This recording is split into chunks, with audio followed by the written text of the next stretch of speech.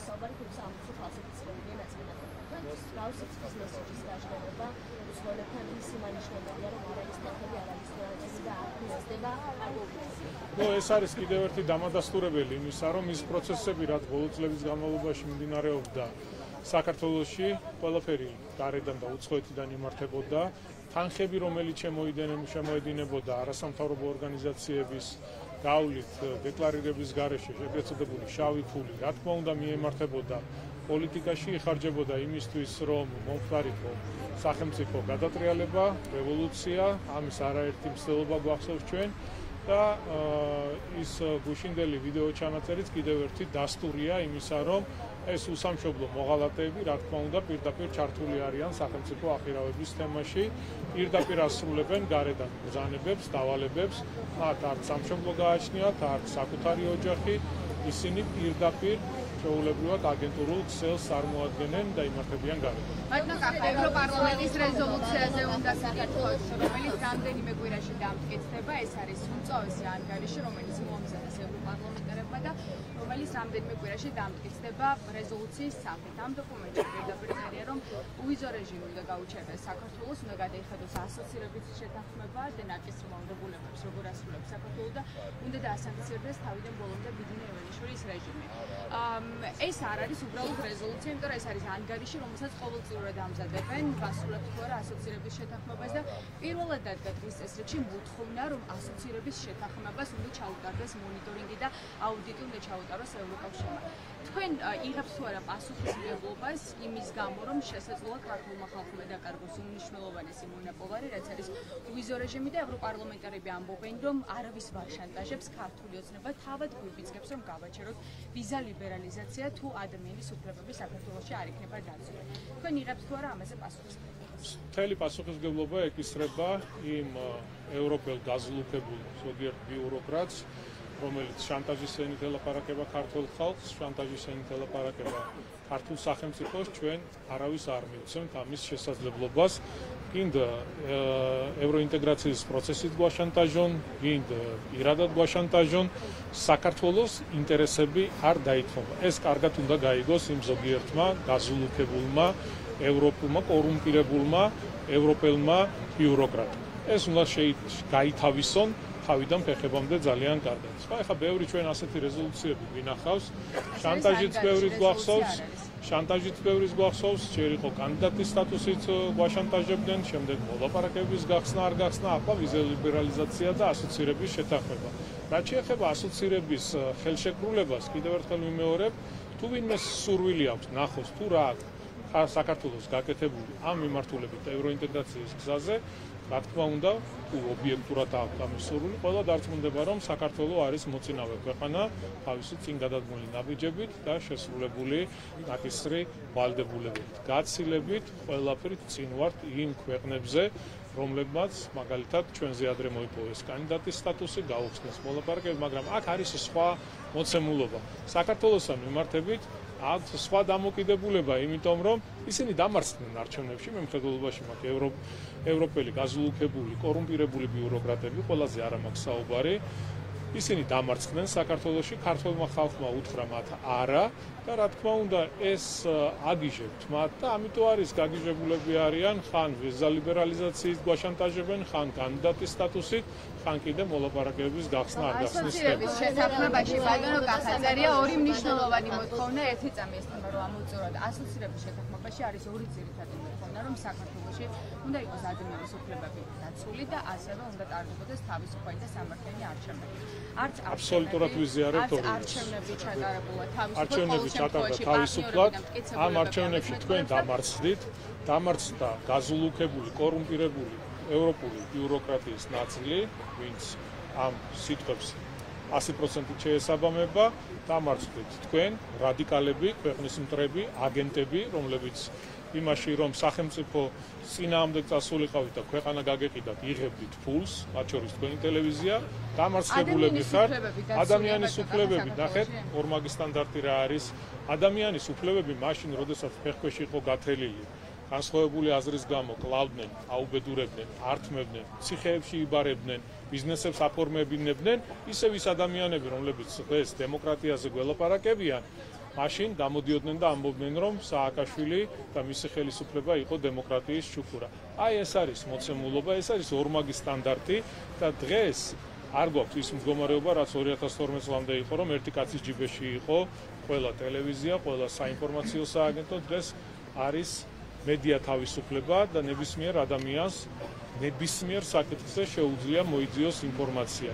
და გააკეთოს თუნდაც შედარება, გააკეთოს სწორი ანალიზი, რა იყო წლების განმავლობაში, თუნდაც 2012 წლამდე რა ვითარება იყო ქვეყანაში, რა შეფასებებს აკეთებდნენ და რა მოხდა 2012 წლის შემდეგ. ქვეყანა როგორ ვითარდება ეკონომიკური თვალსაზრისით, წინ მიდის, გვაქვს ეკონომიკური ზრდა, ბიზნესი ვითარდება, იქნება სამუშაო ადგილები, ეს არის ყველაზე მთავარი და მნიშვნელოვანი. თქვენ ბატონო, არა, მაგას ამბობს ციფრები. საქართველოში ეკონომიკური ზრდა არის, ციფრები თუ ორნიშნე ეკონომიკური ზრდა არის. მაგას ამბობს ციფრები. ამას საქართველოს მოქალაქეები როგორ ხედავენ? ანუ ეს მოქალაქეებზე როგორ აისახება, მაშინ ეს გვითხარით.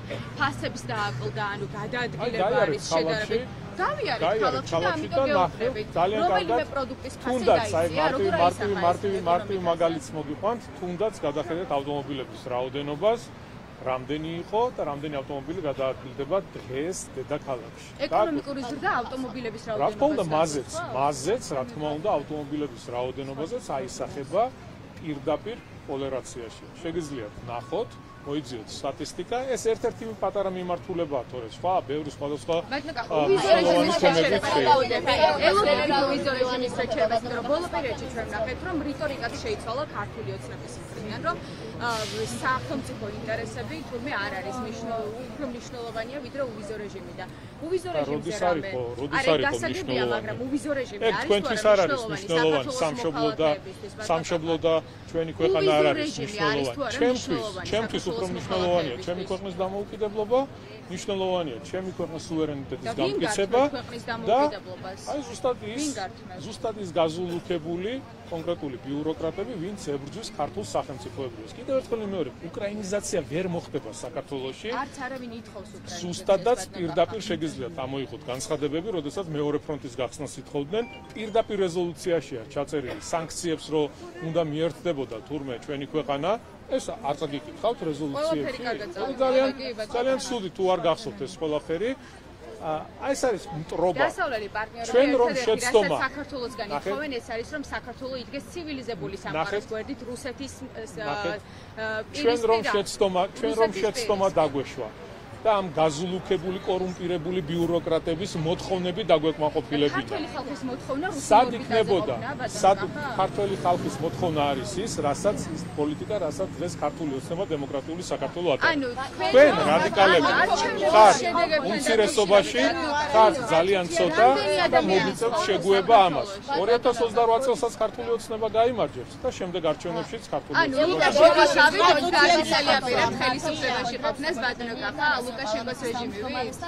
დღეს უკვე შეხვდა ოპოზიციას, თუმცა ოპოზიცია ამბობდა გასული თვეების განმავლობაში, რომ მათი დასკვნები არ რელევანტურია, ზოგადად ეს შეხვედრა ტექნიკურია, დღეს მელოდა გახარიას პარტიის წარმომადგენლები იმყოფებიან შეხვედრაზე. ასეთი დამოკიდებულება და ზოგადად ეს განცხადებები და ქმედებები. ვის შეხვდნენ? გახარიას და ლეოს წარმომადგენლებთან არიან ამ შეხვედრაზე. ეუთოს გენერალურ მდივანთან. თუმცა გვარამიას პარტია ამბობს, რომ ეს შეხვედრები მხოლოდ ტექნიკურია. რას მიანიშნებს ეს განცხადებები და ეს ქმედებები ოპოზიციურ პარტიების წარმომადგენლებს? ხო, არ ვიცი ხა რამდენად აზრი აქვს ამ რადიკალებთან შეხვედრას, თუმცა ეს მაღალი დონის შეხვედრები ჩვეულებრივ პროცესში იმართება და მიმდინარეობს, მაგალითად ვიცე-პრემიერი ამერიკის შეერთებულ შტატებში იმყოფება, ეუთოს გენერალური მდივანი არის ჩამოსული, გუშინ პრემიერ-მინისტრი შეხვდა, სხვადასხვა ტიპის შეხვედრები იმართება, რაც შეეხება ოპოზიციას, ისინი საერთოდ არ აღიარებენ, თუნდაც ეუთო ოდირის დასკვნა გავიხსენოთ და გავიხსენოთ ის განცხადებები, რაც ამ დასკვნის მიმართ კეთდებოდა. ეს არის რადიკალური დაჯგუფება, კიდევ ერთხელ ხაზი მინდა ამას გაუსვა, რომელთაც თავიანთი ხედვა არ გააჩნიათ. გარედან ეტყვიან, რომ ასე უნდა გააკეთონ, აკეთებენ. ეტყვიან, რომ არჩევნებში ახლა გააჟღერეთ, რომ არჩევნებში არ იღებს მონაწილეობას, ისინი ამას აჟღერებენ. შემდეგ გარედან ეტყვიან, რომ უნდა მიიღოთ მონაწილეობა, მიიღებენ მონაწილეობას. მათ არ გააჩნიათ საკუთარი პრინციპები. ჯერ ერთმანეთს ლანძღავდნენ, დედას აგინებდნენ ერთმანეთს, მერე უცებ ერთიანდებიან. არანაირი პრინციპები არ გააჩნიათ და კიდევ ერთი მანიშნებელია იმისა, რომ იმართება გარედან, მათ ყავთ თავიანთი პატრონები, ისინი როდესაც ხარ აგენტი, შენ კითხვის დასმის უფლებაც არ აქვს, რასაც ეთქვენ იმას აკეთებ. მმართველობის არჩევნები არ ხდება, ბატონო, ხა ძალიან ცოტა მოიწონა, მონაწილეობა არ მონაწილეობაში ფერი მოსაზრება გაისმა ოპოზიციის მხრიდან, ეს ითქვა ისიც, რომ უარების პარტიის წარმომადგენლების მხრიდან, რომ სალონი ზოგადი ერთიანი პოზიციის შეჯერება ვერ მოხდა და სალონის ურამშვილთან შედარებით კონსულტაციები ამ საკითხზე და ვფიქრობ, რადგან მოვჯერდებით ერთ საკითხზე, სალონის ურამშვილის პლატფორმას, რომელიც მან შექმნა ოპოზიციისთვის, უნდა გამოვიდეს. არანაირ პლატფორმებს აზრი არ აქვს. ჩვენ ხო გვაქვს ნანახი ასეთი პლატფორმებიც, პანჩატურებიც, გავიხსენოთ ჩალიკოს პანჩატური, კიდევ რაღაცეები, ხო არანაირი აზრი არ აქვს. შენ როდესაც ხარ აგენტი და შენი ქმედებებით მიდიხარ ქვეყნის წინააღმდეგ. შენი ქმედებებით მიდიხარ შენი სამშობლოს წინააღმდეგ, რა თქმა უნდა, ვერანაირი პლატფორმა ვერ გიშველის. როდესაც შენ სწორებას აკეთებ, გარედან რასაც გეტყვიან, ის პოლიტიკა გაატარო, ის გააკეთო, თუნდაც შენი სამშობლოს წინააღმდეგ იყოს მტრობა და ამაზე ხარ მზად, ვერანაირი პლატფორმა ვერ გიშველის. განწირული ხარ ყოველთვის მარცხისთვის და ეს რადიკალიზმი და მარგინალები ყოველთვის დამარცხდებიან და ყოველთვის განწირული იქნება მარცხით.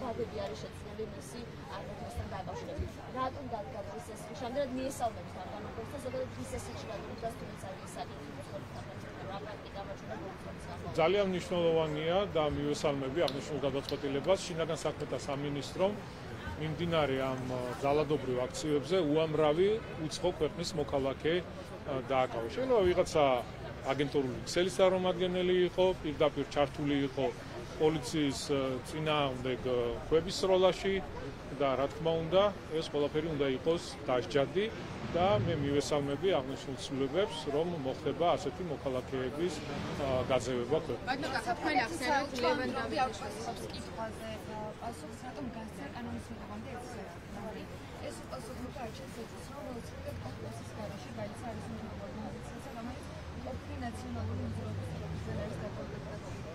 რა კონკურსებზე საუბრობ? ჩემი თხოვნა იქნება გამოდით ამ ილუზიებიდან. რა კონკურსებზე საუბრობ? ვინ უნდა ჩაატაროს კონკურსი?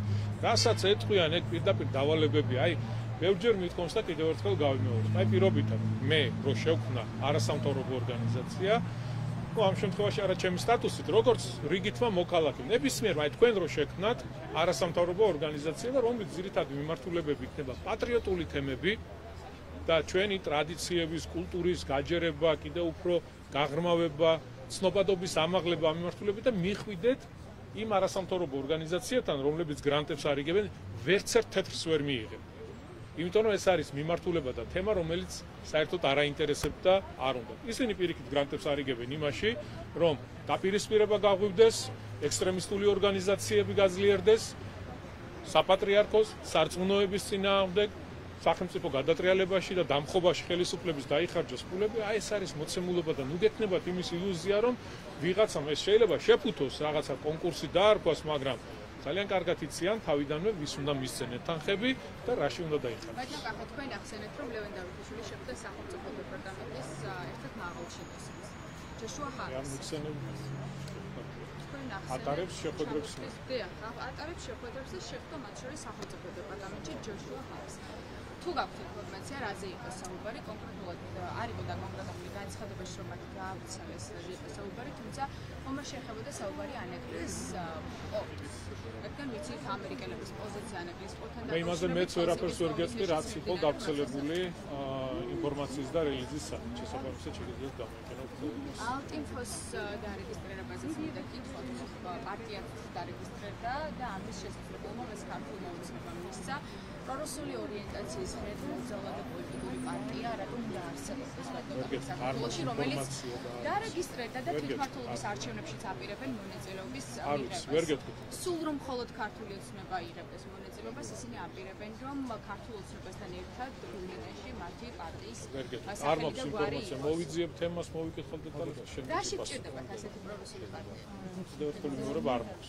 კონსტიტუცია. მადლობა ეს არის თუ არ გაქვთ დიდი მადლობა მე თქვენ არ გენდობთ ხო შეიძლება ნახო კი ნახავთ აუცილებლად და მე ხვალზე ხო გვექნება ბოლო კითხვას დაგისვათ მაშინ ლუვიზა მიმოსვლასთან დაკავშირებით თქვენ სხვა მემართულებთან გადაიტანეთ საუბარი მე მაინტერესებს ასოცირების შეთანხმებას როდესაც აარყოფს საქართველოს ხელისუფლება იქ პირდაპირ წერია რომ თუ ადამიანის უფლებები არ იქნება დაცული საქართველოში და თუ რა თქმა უნდა თავისუფალი და სამართლიანი არჩევნები იქნება ეს არის უკვე საფუძველი იმისა რომ შეჩერდეს ვიზა თავისუფალი დემოკრატიული არჩევნები ელთოდირმა აღიარა ქართულმა ხალხმა და აღიარა ორგანიზაციამ რომელიც უყურებდა და აკურდებოდა ადამიანის უფლებები ქვეყანაში დაცულია ისე როგორც არასდროს დღეს ნებისმიერ ადამიანს შეუძლია გამოხატოს თავისი პოლიტიკური მოსაზრება სხვადასხვა საკითხებთან დაკავშირებით ამისთვის არიდევნებიან ბიზნესი დღეს არის ისეთი თავისუფალი როგორც არასდროს შესაბამისად შეგვიძლია ვთქვათ რომ შედარებაც კი არ შეიძლება იმ პერიოდთან როდესაც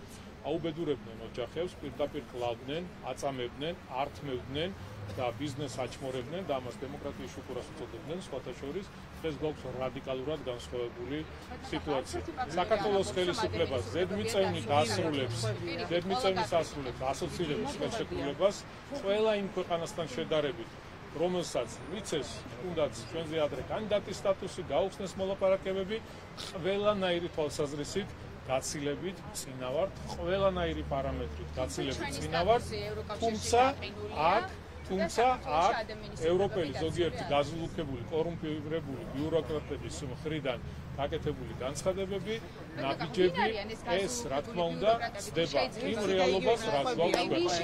მადლობა